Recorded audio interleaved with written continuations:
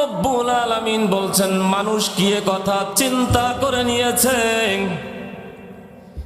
ঈমান আনয়ন করেছি এ কথা বললেই আমি তাকে আড়াআড়ি জান্নাত দিয়ে দেব অথবা ছাড় দিয়ে দেব। ওয়াহুম লা ইফতানুন, আমি কি তাকে পরীক্ষা করব না? আল্লাহ তাআলা বলছেন, মানুষ কি কথা চিন্তা করেছে, ঈমান আনয়ন করেছে এ কথা বললেই, পরীক্ষা না করেই তাকে ছাড় দেওয়া হবে? তাহলে বোঝা গেল ঈমান আনা এক জিনিস, আর এই ঈমানের পরে টিকে থাকা হলো আর এক জিনিস। ঈমান আনার সাথে সাথে ওই মানুষটার পরে অত্যাচার হতে পারে, জুলুম হতে পারে, নির্যাতন হতে পারে, ওই মানুষটার গায়ের চামড়া পর্যন্ত তুলে নিতে পারে, বলেন ঠিক কিনা? কিন্তু এই ঈমান আনয়ন করার পরে, ঈমানের পরে টিকে থাকাটাই হচ্ছে সবথেকে বড় বিষয়।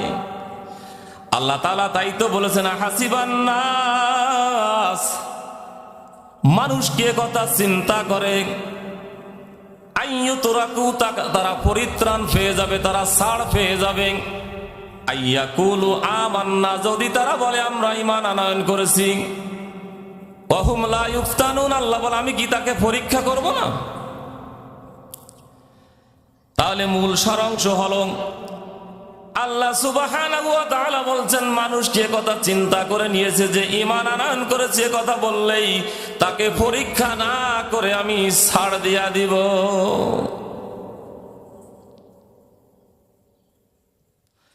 পরীক্ষা কি করবেন? এখন আপনি ঈমান আনয়ন করার পরে, ঈমান আনয়ন করেছেন, এখন আপনার অনেক সময় দেখা গেল আপনার সংসারে অভাব অনটন দেখা দিয়েছে, সংসারে অভাব অনটন দেখা দিয়েছে, আয় রোজগার কমে গেছে, অথবা আপনার নানানমুখী সমস্যায় আপনি পড়ে আছেন। এমন সময় যদি আপনি ধৈর্যহারা হয়ে যান, তাহলেই আপনি ঈমান থেকে বের হয়ে যাবেন। আল্লাহ রব্বুল আলামিন এই ঈমানদারদের সম্পর্কে আর একটা আয়াতে কারিমা আমি আপনাদের সম্মুখে তুলে ধরতে চাই। তাফসীর ইবনে কাসিরে আল্লামা হাফিজ ইমামউদ্দিন ইবনে কাসির রাহমাহুল্লাহ আলাইহি এই আয়াতে কারিমার ব্যাখ্যায় তিনি একটি আয়াত এনেছেন। এইটা হলো সূরাতুল বাকারা 2 নম্বর সূরার 214 নম্বর আয়াত। আল্লাহ রাব্বুল আলামিন বলেন, আম হাসিবতুম আন তাদখুলুল জান্নাহ ওয়ালাম্মা ইয়াতিকুম মাসালুল লাযীনা খালাউ মিন ক্বাবলিকুম, তোমরা কি মনে করো যে তোমরা জান্নাতে প্রবেশ করবে, যদিও এখনো তোমাদের নিকট তোমাদের পূর্ববর্তীদের অনুরূপ অবস্থা এখনো আসে নাই। আল্লাহ তাআলা বলছেন, তোমরা কি মনে করো যে তোমরা জান্নাতে প্রবেশ করবে একটু ঈমান আনয়ন করেছি এতটুকু বললেই? ঈমান আনয়ন করি, একটু নামাজ রোজা করি। এই সমাজে কয়েক শ্রেণীর নামাজি আছে। একজন নামাজি হচ্ছে ইয়াদ আলী। ইয়াদ আলী নামাজি বছরে 2 ঈদ একটু সালাত আদায় করে, নামাজ পড়ে, ঈমান আনয়ন করেছে, মুসলমান। ইয়াদ আলী করে কি? মুসলমান, নামধারী মুসলমান, 2 ঈদে একটু নামাজ পড়ে, আর চিন্তা করে আমি মনে হয় জান্নাতে চলে যাব। আর আছে আর এক গ্রুপ আছে শুকুর আলী, তারা হলো শুক্রবারে নামাজ পড়ে, আর শুক্রবারে নামাজ পড়েই চিন্তা করে আমি তো মুসলমান, নামাজ পড়ি, আমি মনে হয় জান্নাতে চলে যাব। আর এক গ্রুপ হচ্ছে আবেদ আলী, যারা হচ্ছে আল্লাহর আবেদ বান্দা, যারা 5 ওয়াক্ত সালাত আদায় করে, যারা যতই বিপদ আপদ তাদের আসুক না কেন তারা কখনো সালাত ছেড়ে দেয় না। এরা হচ্ছে আল্লাহর আবেদ বান্দা, এরা হচ্ছে আবেদ আলী। আর শুকুর আলী আর ইয়াদ আলী এরা শুক্রবারে নামাজ পড়ে আর ঈদের 2 ঈদে নামাজ পড়ে। সম্পদ আছে, টাকার গরম, তাই ঈদের দিন ভালো পোশাক পরে সবার আগে দিয়ে সামনের কাতারে বসে। যারা সিয়াম পালন করে না, আল্লাহর নবী বলেছেন এদের সামনের কাতারে নামাজ পড়ার কোনো অধিকার নাই। যারা সিয়াম পালন করে না এরা সামনের কাতারে গিয়ে বসতে পারবে না, এরা থাকবে পিছনে পিছনে। যত বড় জমিদার হোক না কেন, যত বড় সম্পদশালী হোক না কেন, এ যত বড় এমপি মন্ত্রী রাজা বাচ্চা হোক না কেন, যে রমাজান মাসের সিয়াম রাখলো না তার জন্য সামনের কাতার নয়, ও থাকবে পিছনের কাতারে। সামনের কাতার তো সেই ব্যক্তি থাকবে যে গোটা রমাজান মাসে সিয়াম পালন করেছে। সম্মানিত উপস্থিতি, সুতরাং আমরা একটু ঈদের নামাজ, জুমার নামাজ পড়েই আমরা চিন্তা করি আমরা মনে হয় মুসলমান, আমরা জান্নাতে চলে যাব। অথচ আল্লাহ বলছেন আম হাসিবতুম আন তাদখুলুল জান্নাহ, মানুষ কি কথা চিন্তা করে যে তারা আড়াআড়ি জান্নাতে চলে যাবে, সহজেই জান্নাতে চলে যাবে।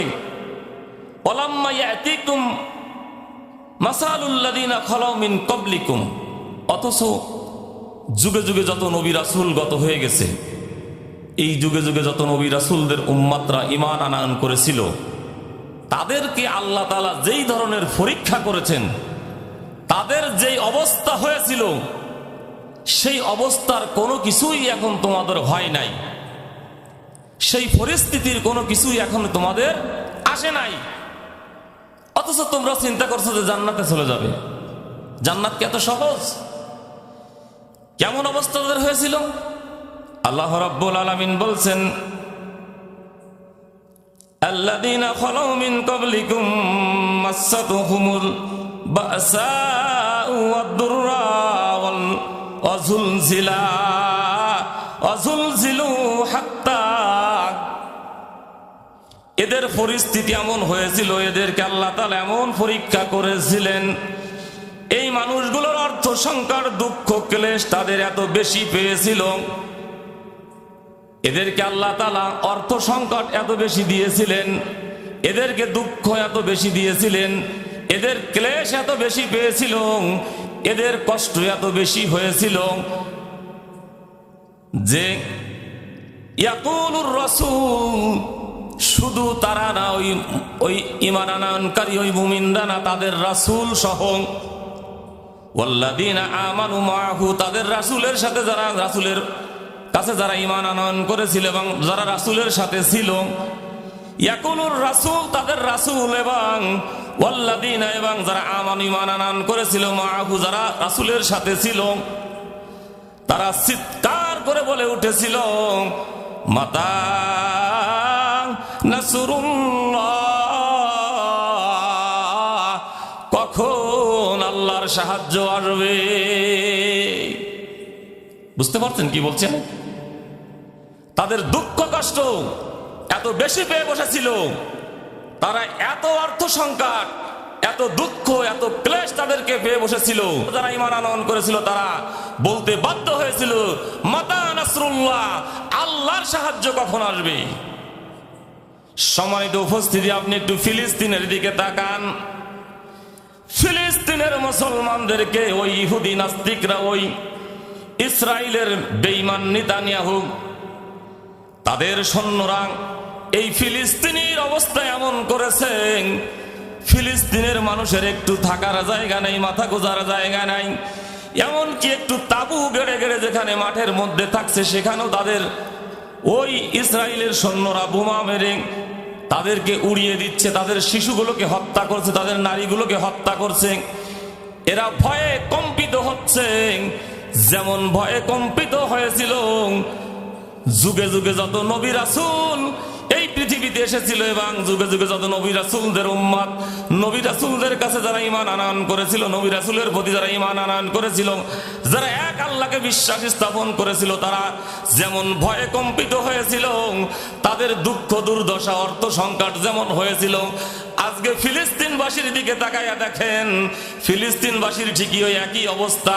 ওই ফিলিস্তিনবাসী শুধু বলছে, মাতা নাসরুল্লাহ, আল্লাহর সাহায্য কখন আসবে? অটোমেটিকলি আল্লাহর সাহায্য কিছুটা শুরু হয়ে গেছে। পৃথিবীর ভূখণ্ডে এক শক্তিশালী দেশ ইরান জবাব দিয়ে দিচ্ছে ওই বেঈমান নেতানিয়াহুর দেশকে লন্ড ভন্ড করে দিয়েছে।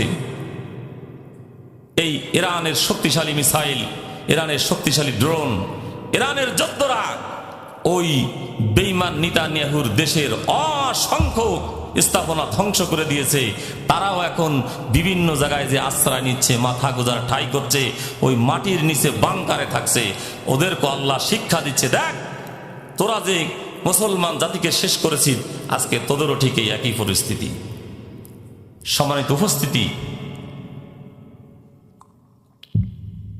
সুতরাং আল্লাহ বলছে যে আহাসিবান নাস আইয়াতরিকু আইয়াকুলু আমান্না ওয়া হুম লা ইফতানুন। মানুষ কি কথা চিন্তা করে নিয়েছে যে ঈমান আনয়ন করেছে, কথা বললেই তাকে পরীক্ষা না করে আমি ছাড় দেব? সুতরাং পরীক্ষা চলছে, পৃথিবীর বিভিন্ন দেশে পরীক্ষা চলছে। মনে করেন ফিলিস্তিনবাসীর জন্য একটি পরীক্ষা। কি কি পরীক্ষা করবে আমার আলোচনার মধ্যে সামনে আসতেছে ইনশাআল্লাহ। এরপরে 3 নম্বর আয়াতে কারিমার মধ্যে আল্লাহ রাব্বুল আলামিন বলছেন, ওয়ালাকাদ ফাতান্নাল্লাযীনা মিন ক্বাবলিহিম ফালায়া'লামান্নাল্লাহুল্লাযী সাদাকু ওয়া লায়া'লামান্নাল কাযিবিন। আল্লাহু আকবার। আল্লাহ রাব্বুল আলামিন বলেন, দুনিয়ার মানুষ শোনো, তোমাদের পূর্বে যত নবী রাসূলদের উম্মত গত হয়ে গেছে, আমি সকল নবী রাসূলদের উম্মতদের প্রতি একই পরীক্ষা করেছিলাম। সেই পরীক্ষাটা কি? রব্বুল আলামিন বলেন, ফালা ইয়া'লামান্নাল্লাহুল্লাযী সাদাকু। আমি সেই পরীক্ষাটা তোমাদেরকেও করব। সেই পরীক্ষাটা হলো কে ঈমানের দাবিতে সত্যবাদী, ওয়ালা ইয়া'লামান্নাল কাযিবিন, এবং কে ঈমানের দাবিতে মিথ্যাবাদী। এইটা আমি যাচাই বাছাই না করে অত সহজে আমি তোমাদেরকে জান্নাত দেব না। তাহলে আল্লাহ তাআলা কি করবেন? মাইক যে অবস্থা আছে এখানেই থাকুক। তাহলে আল্লাহ তাআলা কি করবেন? ঈমান আনয়ন করেছি, এখন আমাকে পরীক্ষা নেবেন। এখন আল্লাহ তাআলা বলছেন যে তোমাদের যে আমি পরীক্ষা নেব, তোমরা এই জন্য ভয় পেও না, ঘাবড়ায় যেও না। তোমাদের পূর্বে যত নবী রাসূলরা গত হয়ে গেছে, যত নবী রাসূলদের উম্মত, যত নবী রাসূলদের প্রতি আল্লাহর প্রতি যেই জামানার যেই সকল মানুষরা ঈমান আনয়ন করেছিল, তাদেরকে আমি পরীক্ষা করেছি। তোমাদেরকে সেই একই পরীক্ষা করব। কি পরীক্ষা? যে কে ঈমানের দাবিতে সত্যবাদী এবং কে ঈমানের দাবিতে মিথ্যাবাদী। এইটা আমি তোমাদেরকে যাচাই বাছাই না করে অত সহজে আমি তোমাদেরকে জান্নাত দেব না।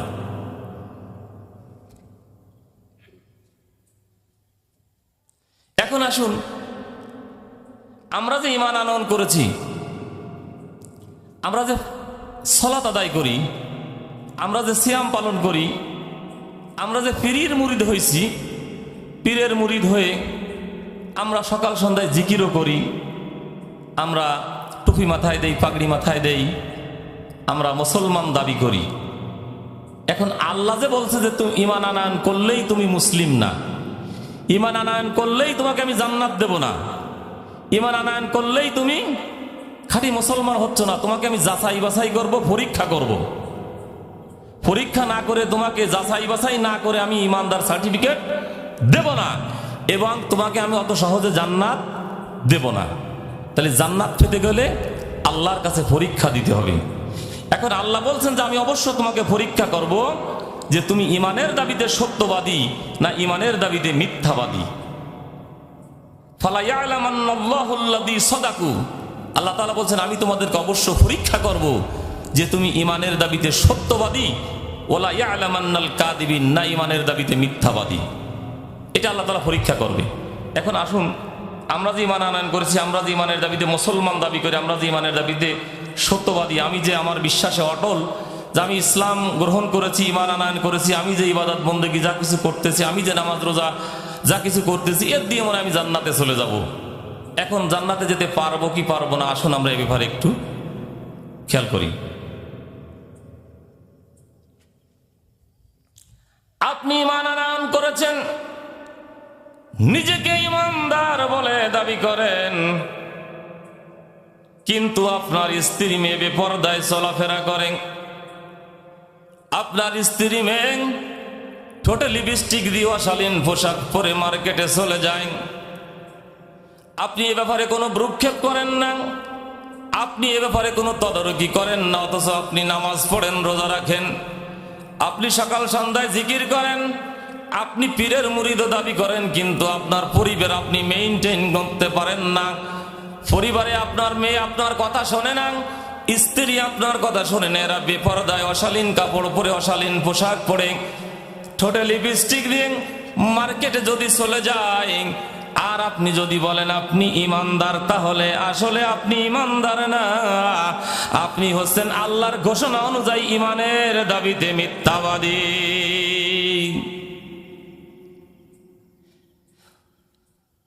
এরপরে সম্পদ আল্লাহ তাআলা আপনাকে দিয়েছে, সম্পদের সঠিক বন্টন যদি আপনি না করেন, মনে করেন আল্লাহ তাআলা আপনাকে যেই সম্পদ দিয়েছে এখান থেকে আপনি 10 কুরা জমি কিনেছেন অথবা 10 বিঘা জমি কিনেছেন, ফাঁকা 10 বিঘে জমির মালিক। এখন আপনার কিছু টাকা পয়সা আছে, আপনি হজ করতে যাবেন। এখন হজ করতে যে আপনি বৃদ্ধ বয়সে চিন্তা করছেন ও দেশে গেলে আর ফিরে আসতেও পারি নাও আসতে পারি, তাহলে আমার জায়গা জমির কি হবে? আমার যে 3টা সন্তান আছেন, আমার বড় ছেলেটা অনেক ট্যালেন্ট, অনেক জ্ঞানী, অনেক বুদ্ধিমান, এবং ছেলেটা অনেক দায়িত্বশীল।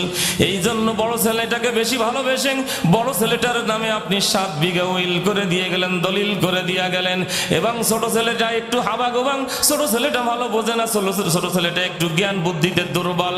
এই জন্য ছোট ছেলেটাকে আপনি 3 বিঘা জমি লিখে দিয়ে গেলেন, আর মেয়েটাকে বললেন তোর শ্বশুর বাড়ির অবস্থা যেহেতু ভালো, তোরে আর কিছু দিলাম না, মাঝে মধ্যে তোর ভাইদের বাড়ি আসবি, সুবিধা হলে তারা জানাবি, তারা তোরে কিছু দেবেন। এই কথা বলে আপনি যখন হজ করতে গেলেন, হজ করতে গিয়ে এবার আপনি কাবার গিলাফ ধরে কাঁদছেন, আল্লাহ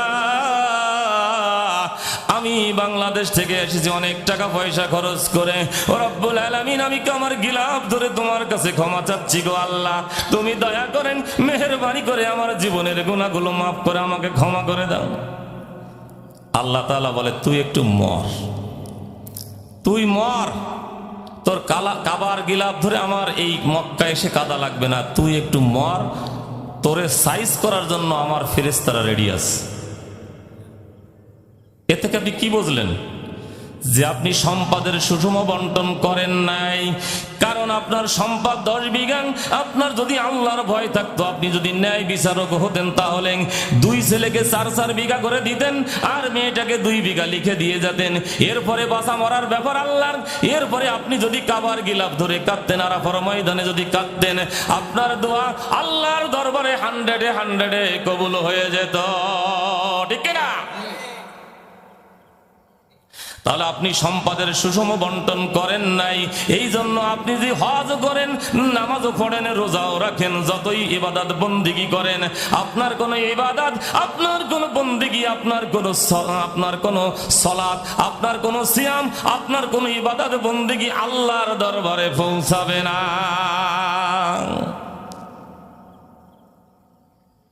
এই জন্য যদি আপনি সম্পদের সুষম বন্টন না করেন, তাহলে আল্লাহর ঘোষণা অনুযায়ী ফালা ইয়ালামান্নাল কাযিবিন, আপনি হলো ঈমানের দাবিতে মিথ্যাবাদী। আর যদি আপনি সম্পদের সুষম বন্টন করে যেতেন, সঠিক বন্টনটা করে যেতেন, তাহলেই হচ্ছে আপনি ফালা ইয়ালামান্নাল্লাহুল্লাযী সাদাকু, আল্লাহর ঘোষণা অনুযায়ী আপনি হচ্ছে ঈমানের দাবিতে সত্যবাদী। সম্মানিত উপস্থিতি, এর পরে আপনি আসেন এতিমের সাথে খারাপ আচরণ, এদের হক নষ্ট করা। ধরে নেন আপনি বড় ভাই, আপনার এক সংসারে 3টি ভাই, আপনি বড় ভাই বেঁচে থাকাকালীন হঠাৎ করে আপনার মেজে ভাই অথবা ছোট ভাই স্ট্রোক করে মারা গেছে, গাড়ি অ্যাক্সিডেন্টে মারা গেছেন, এখনো আপনারা সম্পদ ভাগ করে নেন নাই। আছেন এরকম সংসার? সব কয় ভাই একসাথে থাকে, সবাই একসাথে মিলেমিশে খায়। হঠাৎ করে মেজে ভাইটা অথবা ছোট ভাইটা মনে করেন গাড়ি অ্যাক্সিডেন্ট অথবা স্ট্রোক করে মারা গেছেন, ওই মেজে ভাই অথবা ছোট ভাইয়ের ছোট্ট ছোট্ট দুইটা নাবালক শিশু, ছোট্ট ছোট্ট দুইটা ছেলে মেয়ে আছেন। এদের সম্পদ আপনাদের অনেক অনেক সম্পদের মালিক আপনারা। মনে করেন 30-40 বিঘে সম্পত্তি আপনাদের 3 ভাই, আপনার পিতা আপনাদের জন্য রেখে গেছে, অথবা এক সংসারে থেকে আপনারা 3 ভাই এই সম্পদের মালিক হয়েছেন। এখন ছোট ভাইটা মারা গেছেন অথবা মেজো ভাইটা মারা গেছে, তাদের 2টা সন্তান আছে, ছোট্ট ছোট্ট নাবালক ছেলে যারা হলো এতিম। আল্লাহ কয় এতিমের সম্পদ নষ্ট করবা না, এতিমের সম্পদকে বুঝে দাও, এতিমের হককে বুঝে দাও। কিন্তু আপনি এখন চিন্তা করলেন ওদেরকে যদি আমি সম্পদের পুরো ভাগ দিয়ে দেই তাহলে ব্যাপারটা কেমন হয়। বড় ভাই জায়গা জমি সম্পর্কে অনেক ভালো বোঝেন, নিজের নামে মনে করেন 20 বিঘে উইল করে নিয়েছেন, নিজের নামে 20 বিঘে দলিল করে নিয়েছেন। মেজে ভাইটা বেঁচে রয়েছেন, মেজে ভাইটাকে আর 10 বিঘা দিয়ে দিয়েছেন, আর 10 বিঘে মনে করেন বেঁচে কিনে উরুদুরু করে খাইছে। ধরেন ছোট ভাইয়ের 2টা সন্তান এতিম করে ছোট ভাই দুনিয়ার বুক থেকে চিরবিদায় নিয়ে চলে গেছে। এই এতিম সন্তান 2টা বোঝে না, এদের সম্পদের ভাগ এরা নিতে পারে না। এই জন্য এই এতিম সন্তান দুটোকে ফাঁকি দিয়ে তাদের সম্পত্তি যদি আপনারা কয় ভাই আত্মসাৎ করেন, আপনারা যদি গিরাস করেন, আর এতিম সন্তান দুটোকে যদি আপনারা ফতে ভাসাইয়া দেন, আর আপনি যত ইবাদত করেন, যত বন্দেগী করেন, যত দাসত্ব করেন, যত গোলামি করেন, আপনার কোন ইবাদত, আপনার কোন বন্দেগী আল্লাহর দরবারে কবুল হবে না, হবে না, হবে না। ঠিক না?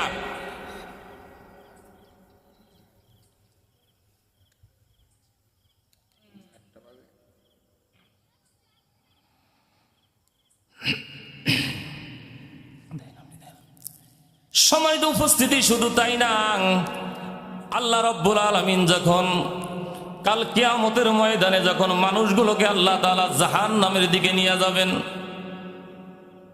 রব্বুল আলামিন কুরআনুল কারীমের সূরাতুল আল ইমরান 3 নম্বর সূরা, কুরআনুল কারীমের সূরা আল ইমরান এর 185 নং আয়াতে কারিমার মধ্যে বলেন, কুল্লু নাফসিন যায়িকাতুল মাউত, প্রত্যেক প্রাণীকে মৃত্যুর স্বাদ আস্বাদন করতে হবে। এতটুকু কথা বলে যদি আল্লাহ তাআলা আয়াতে কারিমা ছেড়ে দিতেন, আর যদি কোনো কথা না বলতেন, আমরা জানি আয়াত মনে হয় এতটুকু নাকি, কিন্তু না না, আয়াত কিন্তু এতটুকু। আল্লাহ তাআলা বলছেন কুল্লু নাফসিন যায়িকাতুল মাউত, প্রত্যেক প্রাণীকে মৃত্যুর স্বাদ আস্বাদন করতে হবে। এই কথাটুকু আল্লাহ তাআলা কুরআনুল কারীমের 3 জায়গায় বলেছেন, 3 জায়গায় নাজিল করেছেন। 1 নম্বর সূরাতুল আল ইমরানের 185 নম্বর আয়াত, 2 নম্বর সূরাতুল আনকাবুতের 57 নং আয়াতে কারিমা, 3 নম্বরে সূরা আল আম্বিয়ার 34 নম্বর আয়াতে কারিমার শুরুতে আল্লাহ তাআলা এই কথাটা এনেছেন, কুল্লু নাফসিন যায়িকাতুল মাউত। তবে ঘটনা হলো প্রত্যেকটা আয়াতের শেষের দিকে আল্লাহ তাআলা যেই কথাগুলো বলেছেন ওই কথাটাই হলো চূড়ান্ত কথা, ওই কথাটাই জানানোর জন্য আল্লাহ তাআলা মৃত্যুকে স্মরণ করিয়ে দিয়েছেন। আল্লাহ রাব্বুল আলামিন বলছেন, ওয়া ইন্নামা তুওয়াফাউনা উজুরাকুম ইয়াউমাল কিয়ামা, কিয়ামতের মাঠ তথা হাসরের ময়দান, অর্থাৎ ইয়াউমুল কিয়ামা মানে ইয়াউমুন মানে হচ্ছে দিন, আর কিয়ামা মানে হচ্ছে দণ্ডায়মান থাকা, তার মানে দণ্ডায়মান থাকার দিন। ইয়াউমুল কিয়ামা কিয়ামতের ওই কঠিন ময়দানে, ওই দণ্ডায়মান থাকার দিনে মানুষগুলো দণ্ডায়মান থাকবে। এই দুনিয়ার 50,000 বছরের সমান হবে আখিরাতের একটা দিন। ওই দিনে মানুষ যখন দাঁড়ায় থাকবেন, ওই দিনে আল্লাহর সামনে রব্বুল আলামিন বলছেন, ওয়া ইন্নামা তুওয়াফাউনা উজুরাকুম ইয়াউমাল কিয়ামা, কিয়ামতের মাঠ তথা হাসরের ময়দান আমি বান্দা তোমার জীবনের প্রতিটা মুহূর্তের হিসাব কড়ায় গন্ডায় পুঙ্খানুপুঙ্খানুভাবে সুকে নেওয়ার জন্য, বুঝে নেওয়ার জন্য ওই হাসরের ময়দানে আমি তোমাকে দণ্ডায়মান করব। ফামান জুহজিয়ানিন নার, যে বাজারাং হাসরের ময়দানে আল্লাহর সামনে তার জীবনের প্রতিটা মুহূর্তের হিসাব কড়াই গন্ডায় পুঙ্খানুপুঙ্খানুভাবে দিয়ে ফামান জুহজিয়ানিন নার, জাহান্নাম থেকে পরিত্রাণ পেয়ে যাবে। ওয়া উদখিলাল জান্নাহ, আল্লাহ তাআলা তাদেরকে জান্নাত দান করবেন। বলেন সুবহানাল্লাহ। তাই যারা আল্লাহর সামনে বিচার ফয়সালার ওই কাঠগড়ায় দাঁড়ায় নিজেদের আমল নামা, নিজেদের তাদের নেকির পাল্লা যখন বেশি হয়ে যাবে, যখন তারা আল্লাহর দরবারে যারা পরিত্রাণ পেয়ে যাবে, তাদেরকে আল্লাহ জান্নাত দান করবে। আর যেই মানুষগুলোকে আল্লাহ তাআলা জাহান্নামে দিবে, এই মানুষগুলোকে ফেরেশতারা ধাক্কায়া ধাক্কায়া জাহান্নামের গেটে যখন নিয়ে যাবে, জাহান্নামের গেটে যাওয়ার সাথে সাথে জাহান্নামের গেটের প্রহরী জাহান্নামের জাহান্নামের গেটের দারওয়ান তাদেরকে জিজ্ঞাসা করবে, ইয়াসআলুনা আনিল মুজরিমিন, তাদেরকে জিজ্ঞাসা করবে ওই জাহান্নামের দায়িত্বরত ফেরেশতারা, জাহান্নামের দায়িত্বরত সেই দারওয়ান, সেই মালিক ফেরেশতা জিজ্ঞাসা করবে, মা সালাকাকুম ফি সাকার, ও জাহান্নামীরা কি অপরাধে এই ভয়াবহ জাহান্নাম, এই সাকার নামক দোজখের মধ্যে তোমরা এলে? ওমা আদ্রাকা মা সাকার, ও জাহান্নামীরা তোমরা কি জানো এই সাকার নামক দোজখটা কত বড় ভয়াবহ? এই সাকার নামক দোজখটার মধ্যে আল্লাহ তাআলা কি শাস্তি অবধারিত করে রেখেছে? তোমরা কি এই সাকার নামক দোজখ সম্পর্কে কিছু জানো? সাউসুলিহি সাকার ওয়া মা আদরাকা মা সাকার লা তুবকি ওয়া লা তাদার। এই সাকার নামক দোজখটা এত বড় ভয়াবহ, এই দোজখ তোমাদেরকে বাঁচাবেও না, এই দোজখের মধ্যে তোমরা মরবেও না, এর মধ্যে তোমরা বাঁচবেও না, এর মধ্যে তোমরা মরবেও না। এমন একটা ভয়াবহ অবস্থা তোমাদের হবে, এমন শাস্তির মধ্যে আল্লাহ তোমাদেরকে রাখবে। লা তুবগি ওয়ালা তাজার, তোমরা এখানে বাঁচবেও না, এখানে মরবেও না। লাউহাতুল লিল বাশার কাল্লা ইন্নাহা লাযা আজ্জাতুল লিশশাওয়া। আল্লাহ রাব্বুল আলামিন বলছেন ওই ফেরেশতারা দিন বলবে, ও সাকার নামক দোজখের অধিবাসী, ও মানুষেরা, ও দুনিয়ার মানুষেরা, তোমরা সাকারের অধিবাসী হয়ে গেলে, ও জাহান্নামের অধিবাসীরা তোমরা কি জানো এই সাকার নামক দোজখের মধ্যে যখন তোমাদেরকে ফেলানো হবে, এই সাকার নামক দোজখের মধ্যে যখন তোমাদেরকে নিক্ষেপ করা হবে, তখন তোমাদের গায়ের চামড়াগুলো খসে খসে পড়বে, আবার চামড়া লাগিয়ে দেওয়া হবে, আবার তোমাদের গায়ের চামড়া খসে যাবে, আবার লাগিয়ে দেওয়া হবে, আবার গায়ের চামড়া খসে যাবে। এমন পরিস্থিতি তোমাদের সাথে ঘটবে, এমন ব্যবহার তোমাদের সাথে করা হবে।